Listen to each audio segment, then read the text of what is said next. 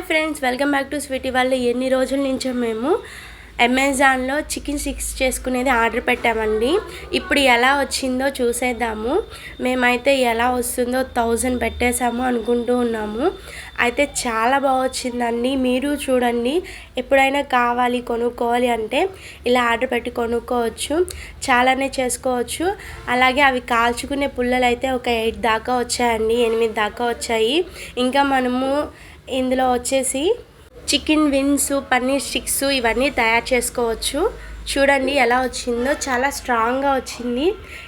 ఈ వీడియో నచ్చినట్లయితే లైక్ చేయండి, మన ఛానల్ని కొంచెం సపోర్ట్ చేయండి.